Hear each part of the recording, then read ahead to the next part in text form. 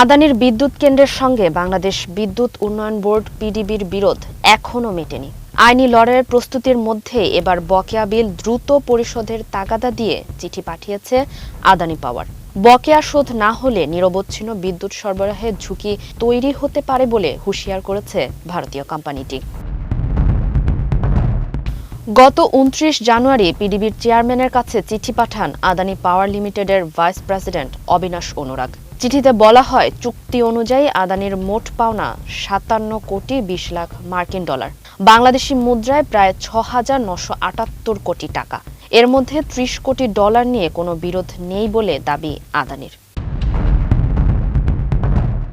আদানি সূত্র জানায়, আগের সরকারের সময় বকেয়া বেড়ে প্রায় ৭০ কোটি ডলারে পৌঁছায়। অন্তর্বর্তী সরকার দায়িত্ব নেয়ার পর কিছু পরিমাণ বকেয়া পরিশোধ হলেও সাম্প্রতিক ২ মাসে আবার বিল পরিশোধ কমে যাওয়ায় পরিস্থিতি জটিল হয়ে উঠেছে।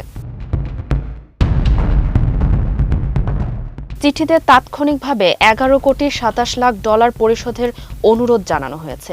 এর মধ্যে দেরিতে বিল পরিশোধের সারচার্জ বাবদ ৫ কোটি ৩২ লাখ ডলার এবং অক্টোবর মাসের বিদ্যুৎ বিল ৫ কোটি ৯৬ লাখ ডলার রয়েছে।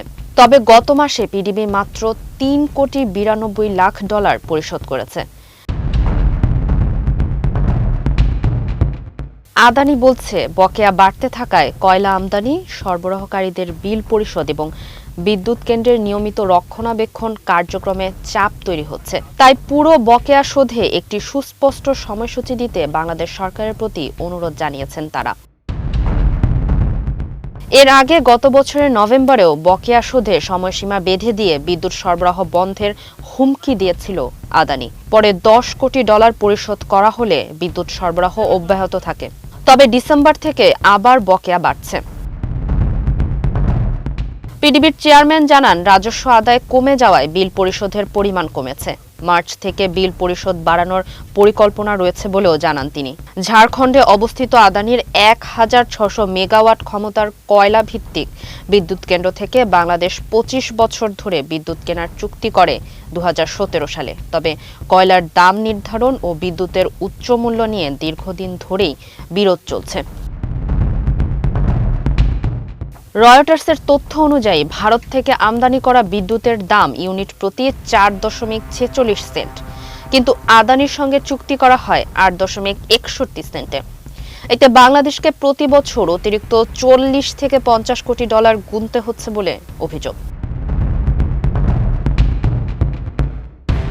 এদিকে আদানির সঙ্গে চুক্তিতে দুর্নীতি ও অনিয়মের অভিযোগ খতিয়ে দেখতে গঠিত কমিটির প্রতিবেদন জমা দেওয়া হয়েছে আদালতে। আন্তর্জাতিক আইনজীবীরাও বিষয়টি পর্যালোচনা করেছেন। সব মিলিয়ে আইনি জটিলতা, উচ্চমূল্যের বিদ্যুৎ আর বকেয়া বিল সবকিছু মিলিয়ে আদানি পিডিবির সম্পর্ক এখনো অনিশ্চয়তার মধ্যেই রয়েছে।